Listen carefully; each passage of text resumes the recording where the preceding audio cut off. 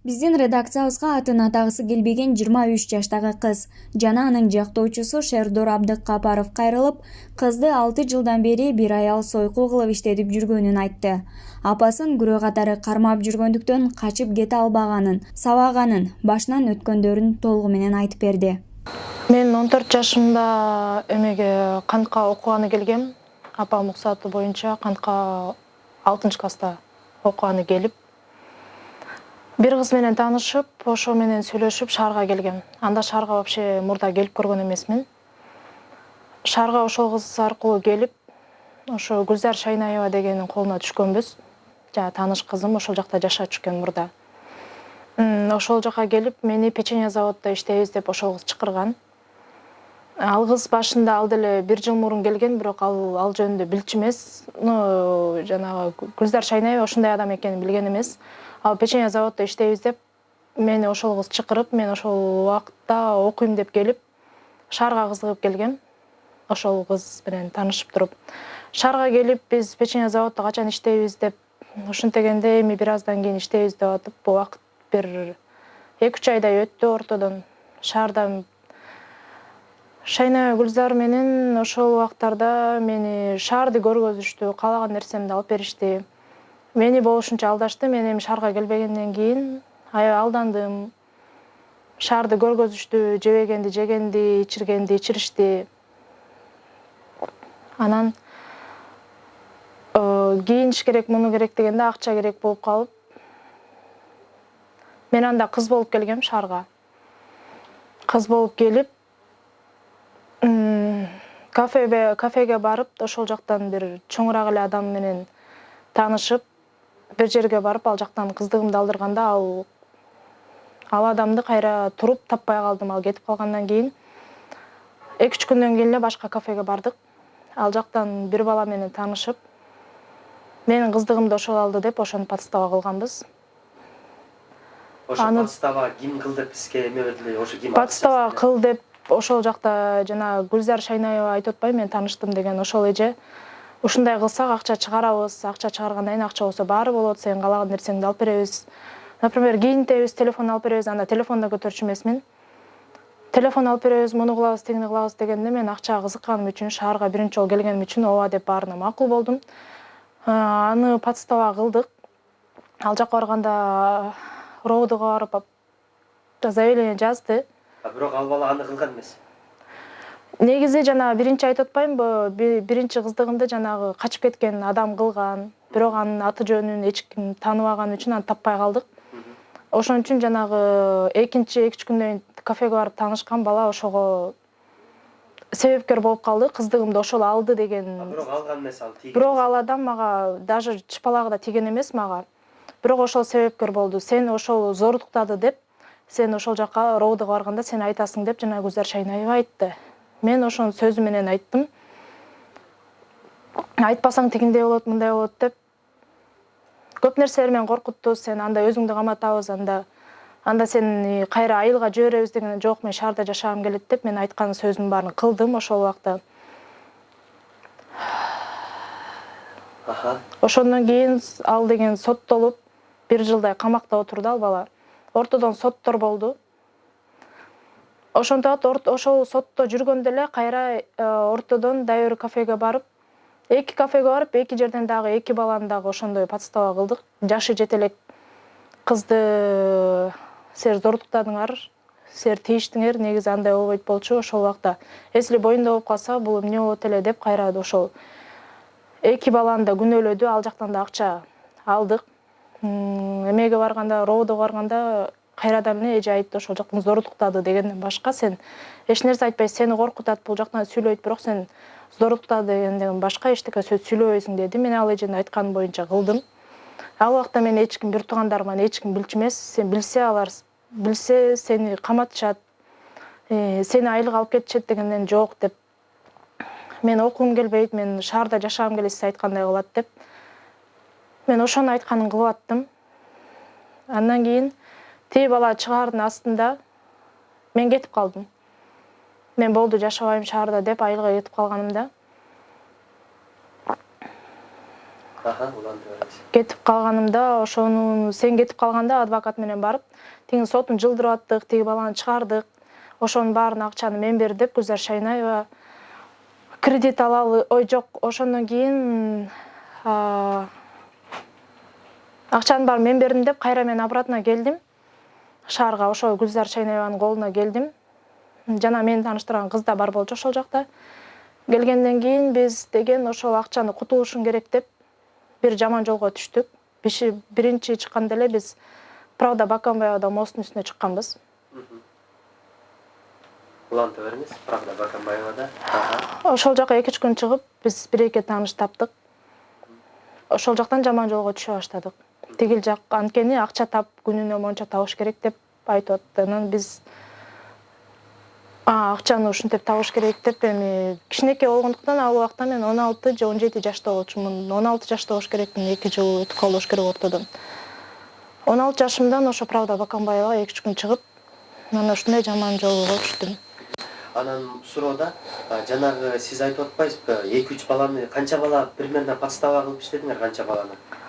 Мен эсимде калгандан ортодон тиги камалгандан башка дагы 2 бала ошондой подстава болду. Алардан канча сумма ким алды? Эсиңиздеби? Ошол сумма акча алынды деди, бирок ошол эсимде жок, канча сумма алынган, бирок ошол 1 сомун да мен колума алган эмесмин. Мисалы подстава деп атпайсызбы? Подстава кылганда буну ким эмне болуп подстава кылды эле? Же акча кылыш үчүнбү, же эмне үчүн подстава менен иштедиңер? Жана айтпадым, мен акчага, эми башында акчага кандай десем, сен кийиниш керек, мунуш керек, шаарды көрүш керек дегенде акча табыш керек деп өзүнүн кызыкчылыгы үчүн Гүлзар Шайнаева акча үчүн ошол нерсеге бардык. Мындайча айтканда сиз акча алабыз, ушулардан мынча акча көрөбүз деп айтчу эле, ушинтип подстава кылсак да, Ооба, ушундай аны подстава кылгандан кийин сени зорлуктады дегенен алар коркуп, сен жашың да жете элек, ошон үчүн сенден коркуп, бар сенин каалаган суммаңды берет, мен аны чыгарам деп ошенткен. Бул жактан бир тактоочу суроо. Арызды ким жазчу эле ошол моментте, тиги балдардын үстүнө? Ошол моментте мен жашым жетпегенге байланыштуу, мен арыз жазганды билчү эмесмин, арыз эмне экенин да билчү эмесмин, рообу эмне экенин да билчү эмесмин. Ошол убакта Гүлзар Шайнаева деген аял барып, ошол жака заявление жазчу. Менин деген эжемдин кызы деп, Гүлзар Шайнаева мени таэже деп айтып кой деген. Мен Гүлзар Шайнаеваны таэже дечимин. Мен эжелериме айтпай туруп, ушул жактан ызы-чуу кылбай эле бүтүрөлү, монча сумма бергиле. Биз дагы бул жактан заявлениени алалы деп тиги балдарды коркутуп, канчалаган суммаларды эсимде жок, канча сумма алган, бирок ал суммаларды алып, канча сумма алган эсимде жок, колумда алган жокмун ал суммаларды. Бирок бизди кийинтип, тигини алып берип, муну алып берип, бизди кийим менен, тамак аш менен алдады. Сиз мисалы канча жыл өттү, ушу айтпай атып, ушунча азыр айтканга эмне тоскоол болду бул жака? Мен ошону айтып атпайм, жа Правда Баканбаевага чыгып, ушунча жылдан бери иштедик.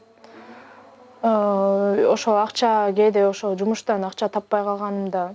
Мурун кийин айткан жоксуз дейм да, ушуларды мисалы укук коргоо органдарына же бизге, мына журналисттерге. Мен эми законду билбегенден кийин сени каматып салабыз, анда сени мондай кылып салабыз деп мени тааныш милициялар менен коркутуп атты. Коркутчу экен да сизди. Коркутуп мени деген күнүгө сабачы. Бетимен бери ушундай болуп гугла болчу. Мен эч кимисине билгизчү эмесмин, эже өзүмдүн бир туугандарыма. Жөн эле жерге жаткызып тепкилегенге чейин барган. Ошончо жылдан бери даже мен үйүнөн чыкпай, өзүмдүн үйүмдүн оокаты кылып жүрчүмүн. Мени коркуткан үчүн, может, коркконум үчүн азыркыга чейин корком. Азыркы жашыма чейин 23гө чыгып калдым, азыркы жашыма чейин корком. Корккон үчүн ошонун айтканын баарын кылдым болуш керек деп ойлойм азыркыга чейин. Бул Гүлзар Шайнаева деген бул өзү ким, эмне кылып иштейт, бул кандай описать этип бересиз, бул эмне? Мен билишим боюнча ушуга чейин эч жерде иштеген эмес. Күйөөсү эле иштейт, балдары бар, өзү үйдө. Мындайча айтканда, бул мындайча айтканда силердин сутенер мамкаңар экен да, туурабы? Ушул сыяктуу болуп калабы? Ооба, бизди иштетип, акчабызды алган ошол. Биз болсо күнүнө ошо акчаны айткан суммасын айтат, биз ошол сумманы таап келбесек таяк жечүбүз. Сизден башка канча иштейт ата? Жана айтып атпайм, мен бир кыз менен таанышып келгем деп. Ошол экөөбүз жүрчүбүз. Ошол кыз менен каяктан таанышып келдиңиз эле? Сиз келгенде каяктан таанышып? Биз телефон менен таанышканбыз. Бир бала аркылуу ошо бир бала аркылуу ошо телефон алышып туруп эле телефон менен таанышканбыз экөөбүз. Почти бир 2-3 айдай сүйлөштүк, телефон менен эле тааныш болуп, жакшы эже сиңди болуп, анткени менден улуу 96-жылкы ал кыз. Ошон үчүн мындай таанышып туруп эле анан мен шаарга келем, мен окугум келген жок деп. Негизи кантка келмекмин буга чейин. Ошон үчүн анан тиги кыз менен сүйлөшүп туруп мен шаарга прямой келгем.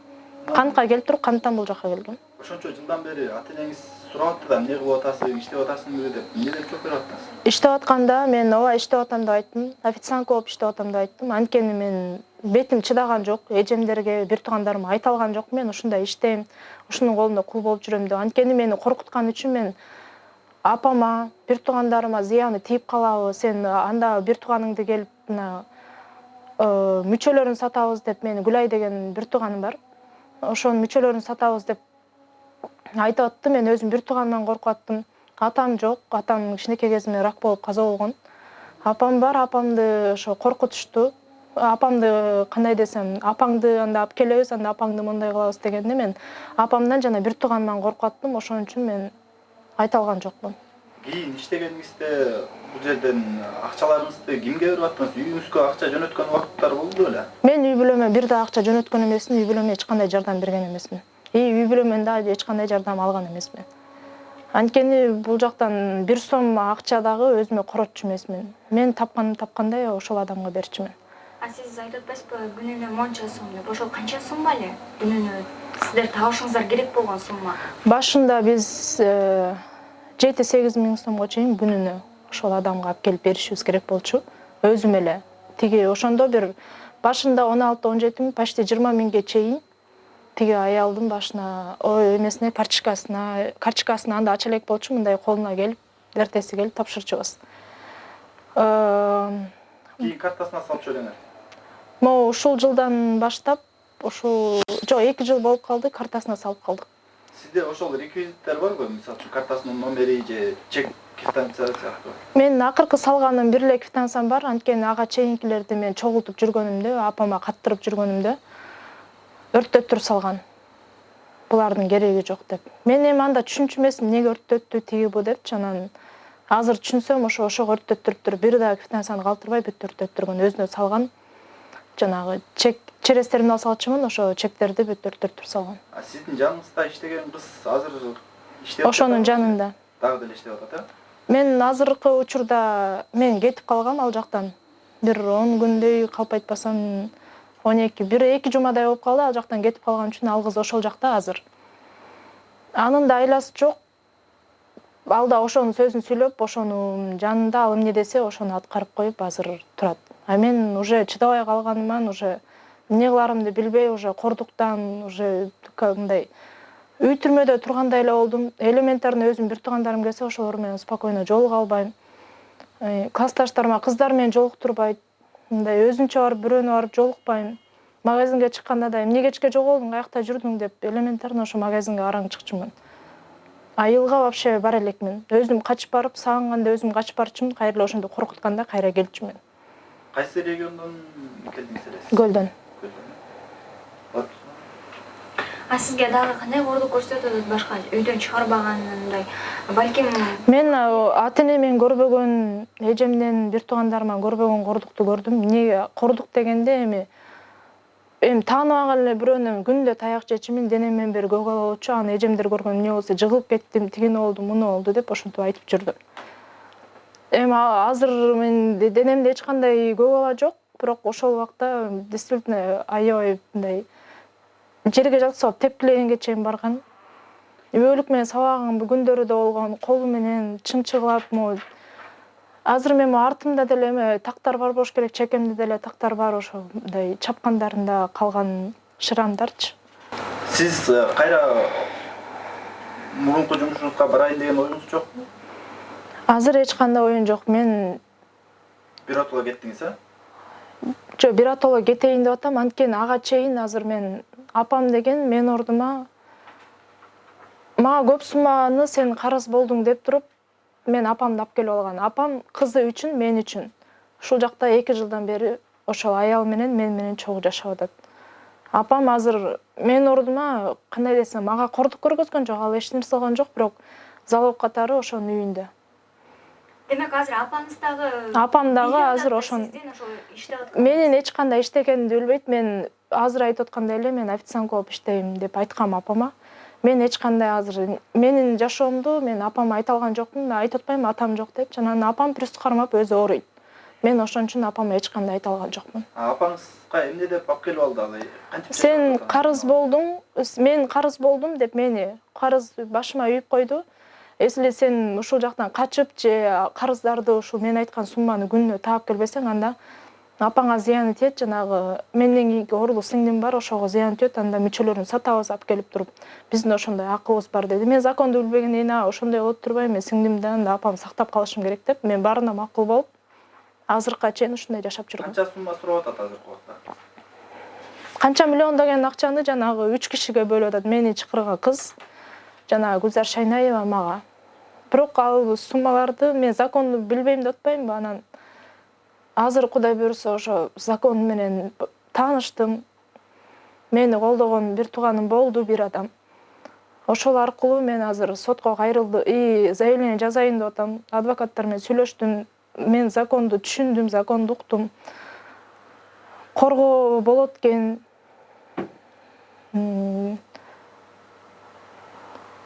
Демек ошондо сиз буга чейин билбегениңиз үчүн эле ошондо жүрө бердиңиз. Мен законду билбегеним үчүн мен 6 класстан кийин окуган эмесмин. Ошон үчүн мен андай закон-покондорду билбейм. Чынын айтканда апам дагы айылда болуп, ал апам да эч кандай закондорду билбейт.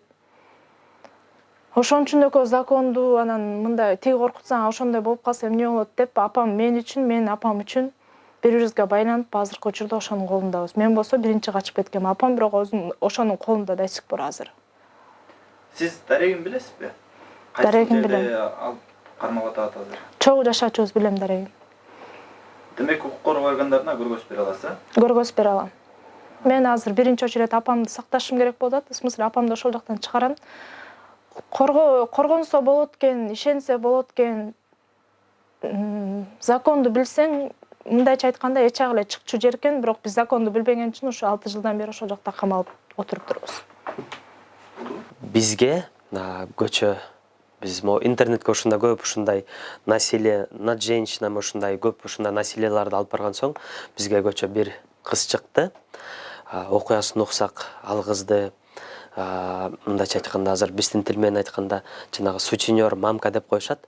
Ошолор 14 жашынан баштап мындайча айтканда ал 6 класста эле бүтүп аткан кызды, даже мындайча айтканда азыркыга жери ал кыздын паспорту жок. Метрика менен эле жүрөт. До сих пор ушул убакка жери паспорт ал элек. Ошондой сабатсыздыгынан пайдаланып, бул кызды биринчи өзү айта кетпедиби? Эмен проституция менен занятие проституция ошону менен иштеткен. Экинчиси жанагы балдарды подстава кылышкан да. Анткени жанагы Гүлзар деп ошо эженин аты чыгып атпайбы биякта. Ал эже буларды мындай алдашып жүргөн. Сен ушундай балдарды подстава кылсаң, алар анткени бул 14 жаштагы кыздарды мындайча айтканда бизде закондо мындай айтат да, несовершеннолетний деп, буларды малолетний ребенокко кирип калат да. Буларга мисалы жаза беркелерге абдан катуу да, 15 жылдан даже до пожизненного кетип калчу статьялар да. Ошону бул билишет да алар. Анан силер ушинтсеңер, алардан акча алып, биз мындайча айтканда буларга силер акча аласыңар, мен акча алам, мындайча айтканда байыбыз деген сыяктуу айткан. Анан самом деле бүт акчаларын өздөрү алып, бияка көп болсо тамагын алып берип жүргөн, кийим кечегин дегендей. Анан мына өзү айткандай бир иш Ленинский районунда болуптур, Ленинский ровдда. Ошо подстава кылган бала, ал подстава кылынган бала, ал мына өзү дагы айтып атат. Колу дагы тийбептир бул кызгачы, колу дагы тийген эмес, бирок ошо Гүлзар эже кызды уговорить, давай колу тийген деп биз өзү дагы айтты. Даже следователь ошону байкап калыптыр. Сен биякта сени бирөө коркутуп атат, подстава эле кылып атасың, точносын айтчы дегенде, тие эже бул кызды коркутуп, болбо жок ошондо до конца турар, болбосо мындай кылам, тиндей кылам деп айтып, анан бул кыз ошо боюнча даже ошол моментте следователь билиптир да, ошо подстава чекишиптир. Анан ошо бирөөсү ошо Ленинский ровдда болуптур. Анан биз ошо жаранга дагы кайрыла кетет элек, ошо Гүлзар деген эже ошо арыз жазып атат да. Бул кыз анткени өзү 14 жашта болсо, 15 жашта болсо, анткени бул өзү арыз жаза албайт де. Паспорту да жок болсо, окубаса дагы эч нерсе билбейт мындайча айтканда. Анан ошо бала өзү көрүп турса, мына бизге чыксын, Бизге чыкса, мына ошо эженин Кудайым буйрса үстүнөн чогуу арыз жасасыңар. Дагы 2-3 бала, дагы жабырлануучу 2-3 бала бар экен. Ал 2-3 бала дагы бизге чыкса, анан биз дагы жолдорун көргөзүп, Кудайым буйрса, мындайча айтканда, мыйзамсыз кылган иштерине тиги Гүлзар эже жооп берет. Ошо Гүлзар аттуу айылдын үстүнөн кайсы статьяда иш козголот? Кайсы статьяда иш козголот? Негизи бул вовлечение, орусча менде жазык кодекс орусча экен, вовлечение занятия проституцией деп айтылат. И анан бул мисалы экинчи эмеси в отношении ребенка деп. Ошо пока эме следствие көргөзөт, пока ушул статьялар менен козголот, бул деле мисалы тяжкое преступление кирип калат, 5 жылдан 10 жылга жери депчи. Анан эми дагы жанагы берки статьялар менен задача ложное показание деген бар, ложный донос. Ошолор менен дагы кээде тилер дагы арыз жазса, и бул дагы эпизод. Может дагы андан башка дагы может биз көрүп отурган ошо кыздар бар, кордонуп ушундай кор болуп жүргөндөрчү. Ошолор деле мына бизге чыгып, эгер мына сиздерге да чыкса, бизге да чыкса, анан ушинтип коркпогула, арыз жазгыла, кайрылгыла, Кудайым буйрса колдон келишинче жардам беребиз.